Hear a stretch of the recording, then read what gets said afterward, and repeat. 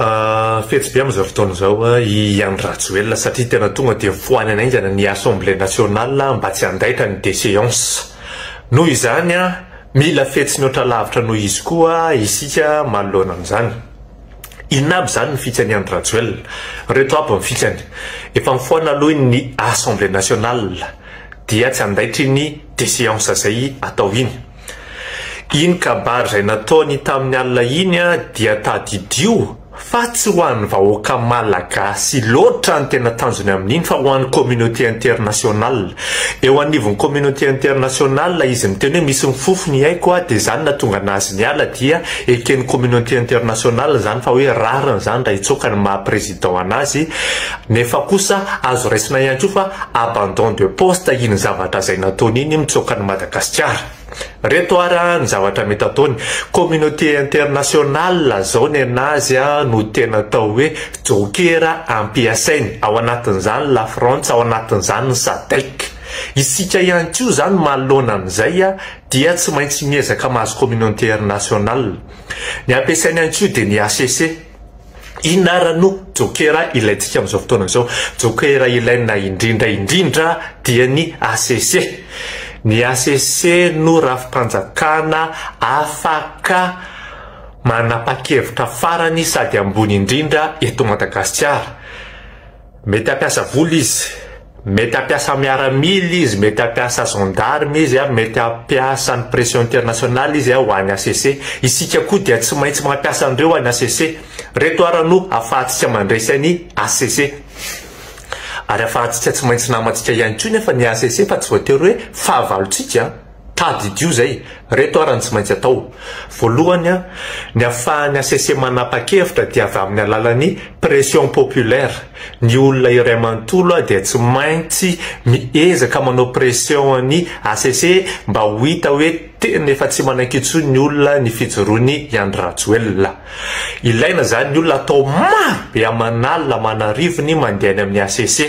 Pression juridique. Pression juridique na avocat ianao na inona zay mandrafitra ny ACC ray manontolo ao dia tsy maintsy miteny ohatra hoe nanao abandon de poste ny Andry Rajoelina.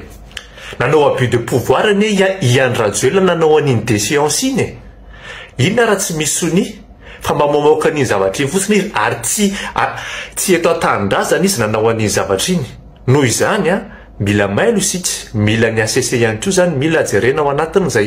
Eo ihany koa ny pression politique. Ny mpanao politika iray manontolo tsy maintsy ilaina aloha amin'ny team politique na inona aloha tenenina. Ne pas faire de la politique, c'est déjà de la politique sans zavatra izany. Mpanao politika iray manontolo navondrona inona dia tsy maintsy miaraka makay amin'ny ACC ary manao fanamarianana ihany koa fa abus de pouvoir, abandon de poste no ataony Andry Rajoelina. Zany motif rehetrarehetra izany ahafahany ACC manapa-kevitra ary tadidio manoloana an'izao zava-misy zao pression populaire ny tena ilain'ny ACC indrindra satria ireny mahatonga anazy hanapa-kevitra tsy maintsy hoe anaitsy ny tadiavin'ny mponiny na tadiavin'ny malagasy ray manontolo eto amin'ity Madagasikara ity. Manarak'izay ihany koa tsy maintsy miditra isika amin'ny atao hoe pression de la communauté internationale. Isika efa tsy araka amin'ny la France loatra, tsy efa narinaraka amin'ny SADC sy ny sisa. SADC iny no mbola afaka adinihana fa tsy voatery Andry Rajoelina foana koa ny hoe fa mila tsy maintsy idirantsika dia mety toy izao hoe misy ny atao hoe BRICS.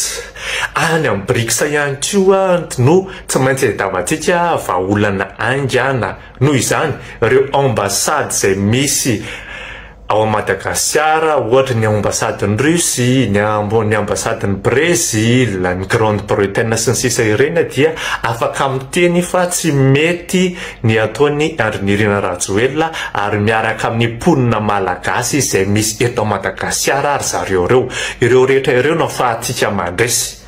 Noho izany aza mbola misiko aniala aloha isika raha ohatra ka tsy miala Andry Rajoelina fa ny frantsay dia miezaka be dia be ary tadidio mety ampiasa ny miaramila amin'ny communauté internationale izy, mety miaramila ny vola réunion, mety miaramila ny SADC no ampiasainy fa mila miomana isika.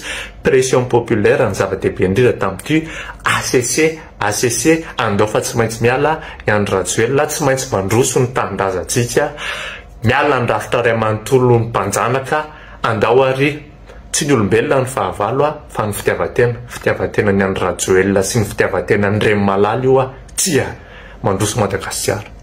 Zarazaro aty fa ilaina. Teo ity sary ty de ohatran'izao ty sary ty teto. Miova ny pesa, miova ny tantara, anova zava-baovao itsika. Zao io sary io teo.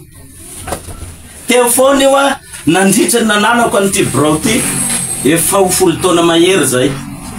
Fa androany aho itena aminareo rivoaka malagasy, indrindra ianareo mpitaroka tao anatin'ny TGV.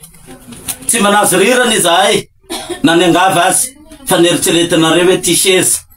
Ny seza hoe ty manany sady tsara fa niadiny tolomako no nangatahako taminareo. Fa tsy azo zany 19 taona taty aorina. Sy noho ny fahazahoako seza na tonga anahy ivadiky sanatry fa ny fitsonjovako ny taranako sy ny firenena. Satria Madagasikara dia tsy an'olona ray fa iaraha-manana. Sahirana ny vahoaky sy ny jiro sy ny rano ihany no mamparary eto. Fa sahirana ny vahoaky. Izao adiny atresika zao no nitolomana tamin'ny 2009. Izay no hitanay aloha fa tsy hitanay ny 72, 91 zany. Fa zay no hitanay aloha. Fa kehitriny miova ny pesa, miova ny tantara. Ino ny filohan'ny Rajoelina zay niraiky fe izay. Fa kehitriny kosa manova pesa manova tantara satria Madagasikara mamiko loatra. Mivadika ny sary sisy sona. Ao mandra-pahatonga ny olona isola azy indray. Sotra to. Io mitolona de hoe miala Andry Rajoelina. Dikan'izany zany la orava daholo ary niandrom-panjakana mitanjona andrasan'ny vahoaka malagasy androany de miala ny filoha Andry Rajoelina. Ka manatso solombavambahoaka manokana izy ty dia amin'ny anaran'ny tenako irery ty fa tsy misy olo tena solombavambahoaka na ity androm-panjakana ity fa amin'ny tenako Gasikara Fiantsoa dia mitony tolona ary tsy mijanona ny tolona raha tsy tanteraka ny fandrin'ny vahoaka malagasy amin'ny atao hoe felan'ny filoha Andry Rajoelina. Niafatry fotsiny ho ny vahoaka malagasy be dia be ny fampitahorana any amin'ny hoe raha mialy izy de manino izy teo tsy azo famatsim-bola sy ny tarantsika. Mila manao dinga ansika raha tena te hanova marina an'ity firenena ity. Madagasikara vaovao ary ny tolona zay ataotsika dia tsy tolona ametrahana olona fa tolona ananganana Madagasikara vaovao. Ka ho ana manokana tsika ireo zao mpanao gazety miaraka eto dia teto tsika samy nahita an'ity vaovao ty. Jerentsika moa hoe ahoana ny fandehany fa ho anay manokana tsy mijanona ny tolona mitoy foana ary ny solombavambahoaka ihany koa mbola ifampiresaka ato fa ny azo antoka aloha hatreto dia mitony tolona tsy misy miembotra ninona zavatra misy.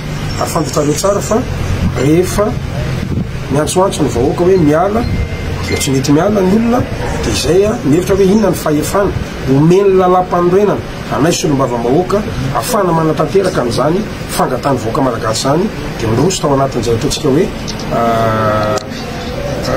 fandravana ny anteny miram-pirenena zay. Ka dikan'izay zany mbola mizingizina, mbola miziriziry, tsy mety hiala zany le filoha zay takin'ny vahoaka metra-pialana dia hoy hoe mitontolona tsy mijanontsika na tsy tratra ny tanjona. Miarabantsika vahoaka malagasy misy vaovao goavana nanapa-kevitra ny filoham-pirenena taloha zay mandrosotra fa foana ozy ny Assemblée nationale zany hoe rava ny anteny miram-pirenena. Ny zavatra mitranga dia zay fomba nanaovany an'izay izy tsy teto ary misy pitsopitsony zavatra zay afaka mbola iadivany solombavambahoaka. Fa zahay koa nanomboka ho malialina ary zay natonga anazy anao an'io efa manao ihany koa ny resaka empêchement ny filoham-pirenena noho ny antony maro samihafa. Fa aza taitrinareo fa tokony ilamina ny raha zavatra rehetra. Sotra tompoko mankasitra.